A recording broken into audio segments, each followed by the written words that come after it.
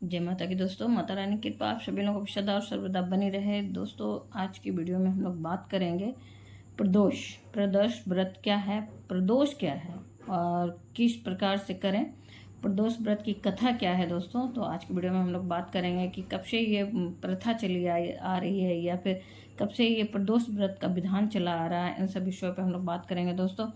और किस व्रत को, किस दिन के व्रत को क्या बोलते हैं और क्या लाभ मिलता है, इस पर भी हम लोग आज की वीडियो में चर्चा करेंगे दोस्तों। तो दोस्तों उम्मीद करते हैं कि वीडियो की जानकारी बहुत ही अच्छी होने वाली है। तो आपसे उम्मीद करते हैं कि पूरी जानकारी लेके ही यहाँ से जाएंगे। आधी अधूरी जानकारी का कोई मतलब नहीं निकलता दोस्तों। फिर दोस्तों कोई भी जानकारी इस वीडियो में अच्छी लगे तो लाइक तो अवश्य ही करें। लाइक ही एकमात्र ऐसा जरिया है कि हम लोगों को पता चलता है कि आपको वीडियो अच्छी लगी। फिर दोस्तों वीडियो अच्छी लगे तो अपने फ्रेंड्स और फैमिली में ज़्यादा से ज़्यादा शेयर भी करें ताकि हम और आप मिलकर दूसरों की मदद भी कर सके दोस्तों। फिर आप अभी तक मेरे चैनल पर नए हैं तो मेरे चैनल को सब्सक्राइब कर लें और बेल नोटिफिकेशन तो अवश्य ही दबाएं ताकि आने वाली वीडियो की जानकारी आपको समय से मिल सके दोस्तों। फिर माता रानी के नाम का कमेंट बॉक्स में जयकारा अवश्य ही लगाएं, हम और आप मिलकर एक सकारात्मक ऊर्जा का संचार कर सके वातावरण में दोस्तों। कोई भी सुझाव हो या फिर कोई भी प्रश्न हो तो कमेंट बॉक्स में अवश्य ही लिखें। फिर शुरू करते हैं दोस्तों आज का चर्चा। आज जो हम लोगों को बातचीत करना है दोस्तों, जैसे कि देखिए एकादशी व्रत हम लोग करते हैं तो श्री हरि विष्णु जी को ये व्रत समर्पित होता है और उन्हें प्रसन्न करने के लिए हम लोग एकादशी व्रत करते हैं। और आज के दिन उन्हीं का आराधना पूजा एकादशी के व्रत में किया जाता है दोस्तों। और एकादशी भी हर मास में 2 बार पड़ती है, एक शुक्ल पक्ष की और एक कृष्ण पक्ष की। ठीक उसी प्रकार से त्रयोदशी व्रत भी है, वो भोलेनाथ को समर्पित है और आज के दिन शिव जी या फिर भोलेनाथ की प्रसन्न करने के लिए पूजन अर्चन किया जाता है दोस्तों। और आज ये भी जो है त्रयोदशी व्रत जो है ये भी महीने में 2 बार पड़ते हैं, एक कृष्ण पक्ष में पड़ता है और एक शुक्ल पक्ष में पड़ता है दोस्तों। और इस दिन अपने शंकर जी को प्रसन्न करने के लिए, शिव जी को प्रसन्न करने के लिए विधि विधान से पूजन अर्चन किया जाता है। और दोस्तों इसे ही प्रदोष व्रत कहते हैं। जानते हैं प्रदोष क्या है? प्रदोष कोई तिथि नहीं होती है दोस्तों। प्रदोष एक समय होता है जो कि दिन के खत्म होने के और रात्रि के शुरू होने के जो संधि काल होती है उस समय को प्रदोष काल कहते हैं। जैसे कि सूर्य अस्त हो रहा है और चंद्रमा निकलने वाला है तो उस समय के बीच का जो मध्य काल होता है उसे प्रदोष काल कहते हैं। जैसे कि आप मान लीजिए कि सूर्य अस्त के 1 घंटा पहले से लेके लगभग 1 घंटा पहले और सूर्य अस्त होने के लगभग 1 घंटा बाद के समय को प्रदोष काल कहते हैं दोस्तों। तो इसी काल में त्रयोदशी व्रत की पूजा होती है विधि विधान से और उसी समय की पूजा को, त्रयोदशी व्रत के ही पूजा को प्रदोष व्रत भी कहा जाता है दोस्तों। ये तो रहा है कि प्रदोष क्या है और अब हम बात करेंगे, आपसे चर्चा करेंगे कि ये इसका विधान क्या है दोस्तों, तरीका क्या है इस व्रत का और इसकी कथा क्या है, इसके बारे में हम लोग आप बात करेंगे दोस्तों।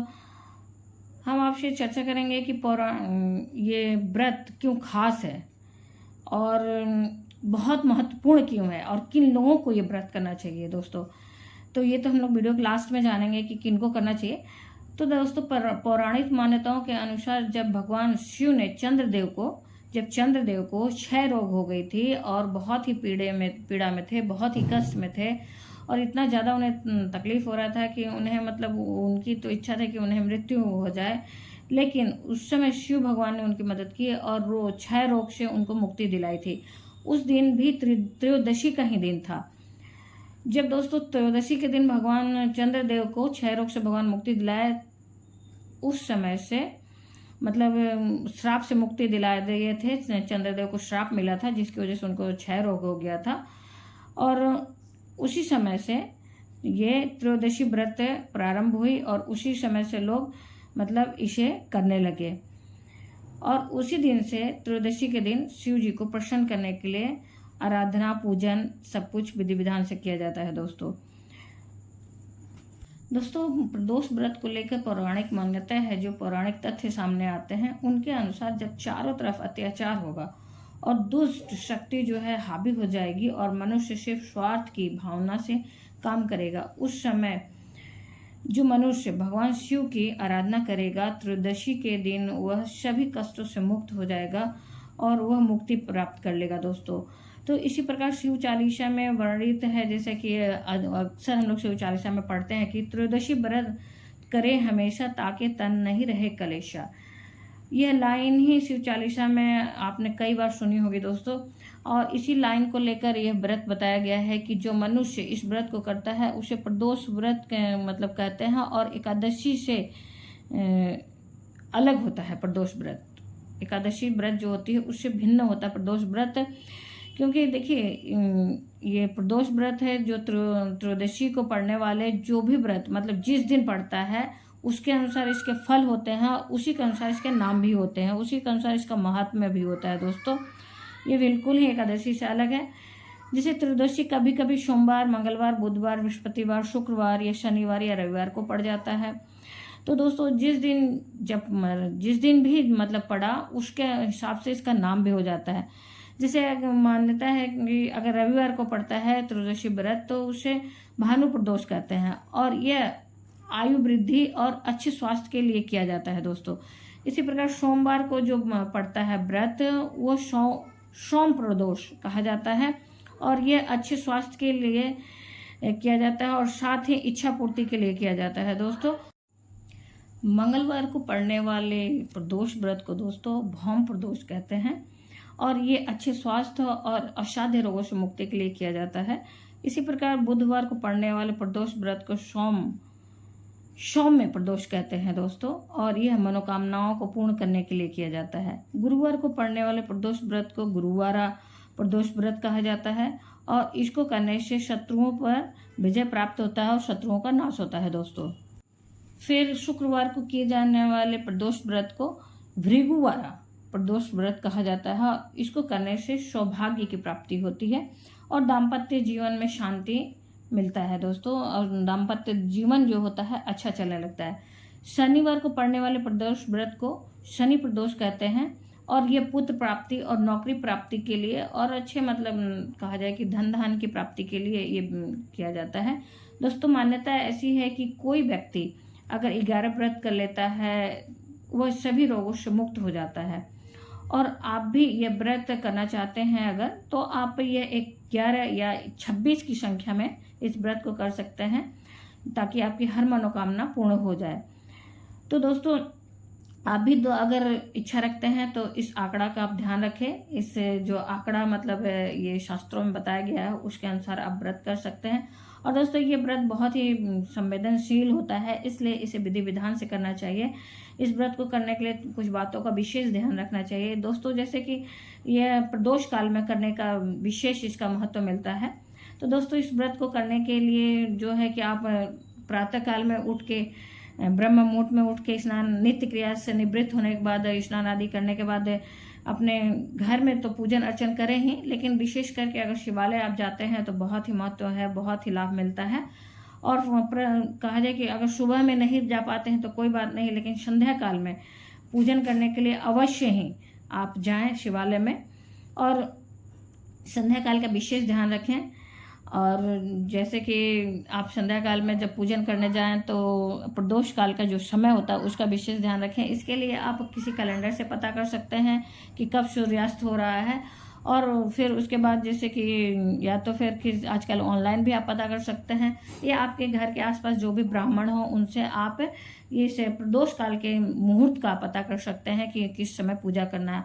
और उस समय की पूजा के पहले आप स्नान आदि कर लें, स्नान आदि करके सारी तैयारी करें, और संध्या काल में भी भगवान का अभिषेक होगा, पूर्ण विधि विधान से पूजा होगा दोस्तों। इस बात का विशेष ध्यान रखें। और पंचामृत अभिषेक, गंगाजल अभिषेक ये अवश्य ही करें। फिर उसके बाद दोस्तों इसे 2 प्रकार से करते हैं दोस्तों। कुछ लोग इसे सारा दिन फलाहार ग्रहण करते हैं और संध्या काल के पूजन के बाद एक मीठा अन्न ग्रहण करके इस व्रत का मतलब कहा जाए कि पारण कर लेते हैं। और कुछ लोग इस व्रत को ब्रह्म सूर्य योदय से लेके संध्या काल तो व्रत रहेंगे ही रहेंगे, और दूसरे दिन व्रत खोलते हैं। दूसरे दिन मतलब जिस दिन त्रयोदशी रहेगा उस दिन सारे दिन का व्रत रखेंगे, और दूसरे दिन भोजन ग्रहण करके सुबह में उठ के विधि विधान से पूजन अर्चन करने के बाद भोजन ग्रहण करते हैं दोस्तों। आप तो दोस्तों आप अपने सामर्थ्य के हिसाब से आप व्रत कर सकते हैं, या तो फलाहार सारा दिन रहिए और संध्या काल में पूजन करने के बाद, प्रदोष काल की पूजा करने के बाद आप एक अन्न, मीठा अन्न ग्रहण कर सकते हैं। या फिर अगर सामर्थ्य है, शक्ति साथ दे रही है, तो बहुत लोग इसे सिर्फ और सिर्फ मतलब जलाहार लेके भी करते हैं, तो उस तरह से भी आप कर सकते हैं। और दूसरे दिन अन्न ग्रहण करें पूजन अर्चन के बाद, तो आपका शरीर जिस तरह से साथ दे उस तरह से आप कर सकते हैं दोस्तों। इसके लिए कोई बाध्यता नहीं है। दोस्तों अब बात करते हैं कि कैसे किया जाता है। दोस्तों देखिए, जिस तरह से मान्यता है कि भोले भगवान या फिर भगवान शिव को प्रसन्न करना बहुत ही आसान होता है, सबसे ज़्यादा सरल होता है, क्योंकि ये थोड़ी देर में ही, थोड़े से ही मतलब पूजा अर्चन करने से ही प्रसन्न हो जाते हैं, तो इसलिए उनको भोलेनाथ भी कहा जाता है दोस्तों आप यह व्रत और पूजा करें तो अपने सामर्थ्य के अनुसार भी आप सामग्रियों को चढ़ा सकते हैं। पंचोपचार विधि से कर सकते हैं, या षोडश विधि मतलब 16 प्रकार के सामानों को चढ़ा के कर सकते हैं, या फिर अगर आप विधि विधान से करें, जैसा कि इनके पूजा में होता है कि मंदार पुष्प, कनेर का पुष्प और धतूरा, फिर भांग, भस्म, और फिर उसके बाद दोस्तों कोई सफ़ेद मीठा, और इस तरह से सारी चीज़, समय पत्र, बेलपत्र, मतलब ये सारी चीज़ें जो कि निःशुल्क आपको सब जगह से अगर देखा जाए तो आपके आसपास अगर पेड़ पौधे हैं तो प्राप्त हो जाते हैं। इन चीज़ों को अवश्य ही चढ़ाएं। और फिर उसके बाद दोस्तों अक्षत यानी कि चावल अवश्य ही चढ़ाएं, वो भी चावल खंडित न रहे, इस बात का भी विशेष ध्यान रखें। पंचामृत के लिए दोस्तों दूध, दही, शक्कर, घी, गंगाजल मिश्रित करके आप पंचामृत बना सकते हैं और अभिषेक कर सकते हैं भगवान का। और धूप, दीप, लौंग, इलायची, जनेऊ, रक्षा सूत्र आदि अर्पित करें। फिर ये तरह विधि विधान से आप कर सकते हैं इस तरह से पूजा दोस्तों, या फिर षोडश उपचार विधि से कर सकते हैं, मतलब 16 सामग्रियों को चढ़ा के पूजा कर सकते हैं, जैसा आपका सामर्थ्य हो। और कहा जाता है दोस्तों प्रदोष के दिन, त्रयोदशी के दिन अगर आप शंकर जी के तस्वीर को मतलब किसी को अगर दान देते हैं, फोटो को या फिर मूर्ति को, तो मतलब गिफ्ट स्वरूप मतलब कहा जाए कि उपहार स्वरूप देते हैं, तो इससे ये व्रत और फलदायी हो जाता है और पुण्यदायी हो जाता है। और इसी प्रकार से आप कोई भी सामग्री भगवान को भी उपहार स्वरूप दे सकते हैं, उससे भी आपको बहुत ही इसका लाभ मिलता है दोस्तों। ये तो रही बात कि क्या चढ़ाएं, क्या अर्पित करें दोस्तों। अब हम बात करते हैं दोस्तों कि किन्हें करना चाहिए, कौन इस व्रत को कर सकता है। तो दोस्तों देखिए, शास्त्रों में इसकी महिमा बहुत ही वर्णित है, इसकी चर्चा बहुत ही है, इसके मान्यता बहुत है इस व्रत की दोस्तों। और ये व्रत कहा जाए कि जो व्यक्ति हर तरफ से हार जाए, उसका कोई सहारा ना दिख रहा हो, ये हमारी चालीसा में भी लिखी हुई है, चालीसा की पुस्तक में भी लिखी है, जो बहुत ही ज़्यादा परेशान हो, किसी रोग से, ऋण से, या संतान प्राप्ति नहीं हो, मतलब किसी भी चीज़ से, चाहे दाम्पत्य जीवन में उसको बहुत झगड़ा होता हो, कलह कलेश ज़्यादा हो, मतलब अगर नौकरी का प्रयास कर रहा है, नौकरी नहीं मिल रही हो, मतलब बहुत सारी ऐसी दिक्कतें हैं जिसका कोई आपको रास्ता नहीं दिखता, कोई समाधान नहीं दिखता, तो उस स्थिति में ऐसे लोग इस व्रत को कर सकते हैं। चाहे बहुत ही मतलब बीमारियों से ग्रसित हो, बहुत दिन से पीड़ित हो, परेशान हो, जैसे कि आपने कथा में भी सुना है कि चंद्रदेव को 6 रोग से मुक्ति के लिए भगवान ने इस दिन आशीर्वाद दिया था और 6 रोग से मुक्त किया था। तो ये भी एक असाध्य रोग होता है दोस्तों, इसी से आप जान सकते हैं कि इस व्रत को करना किनको चाहिए। तो दोस्तों आशा करते हैं इस वीडियो की जानकारी आपको अच्छी लगी होगी। अगर जानकारी कोई भी अच्छी लगी हो दोस्तों तो लाइक तो अवश्य करिए। आपके लाइक्स हम लोगों के लिए बहुत ही महत्वपूर्ण होते हैं और आपके लाइक से हम लोगों को बताता है कि ये वीडियो आपको उपयोगी लगी दोस्तों। और वीडियो उपयोगी लगे तो अपने फ्रेंड्स और फैमिली में ज़्यादा से ज़्यादा शेयर भी करें, ताकि हम और आप मिलकर किसी की ज़िंदगी में खुशियाँ उत्पन्न कर सके दोस्तों। और माता रानी के नाम का जयकार कमेंट बॉक्स में अवश्य लगाएं, ताकि हम और आप मिलकर पूरे ब्रह्मांड में एक सकारात्मक ऊर्जा का संचार कर सकें। आप अभी तक मेरे चैनल पर नए हैं तो मेरे चैनल को सब्सक्राइब अवश्य ही कर लें और बेल नोटिफिकेशन अवश्य ही दबाएं, ताकि आने वाली वीडियो की जानकारी आपको समय से मिल सके दोस्तों। फिर मिलते हैं एक नई जानकारी के साथ नई वीडियो में, तब तक के लिए धन्यवाद दोस्तों। जय माता की दोस्तों। माता रानी की कृपा आप सभी लोगों को सदा और सर्वदा बनी रहे। और कोई कमेंट हो या कोई सुझाव हो दोस्तों, कोई प्रश्न हो तो कमेंट बॉक्स में अवश्य ही लिखें, उसके समाधान हम करने की पूरी कोशिश करेंगे। धन्यवाद दोस्तों। दोस्तों आज के दिन भगवान के मंत्रों का ज़्यादा से ज़्यादा जाप करें, श्री शिवाय नमस्तुभ्यम या फिर ओम नमः शिवाय का। लेकिन महिलाएं इस बात का ध्यान रखें कि उन्हें ओम नहीं लगाना रहता है, नमः शिवाय का उच्चारण कर सकती हैं, जाप कर सकती हैं। फिर आज के दिन चालीसा अवश्य पाठ करें, फिर आरती अवश्य करें पूजन के बाद। दोस्तों धन्यवाद दोस्तों।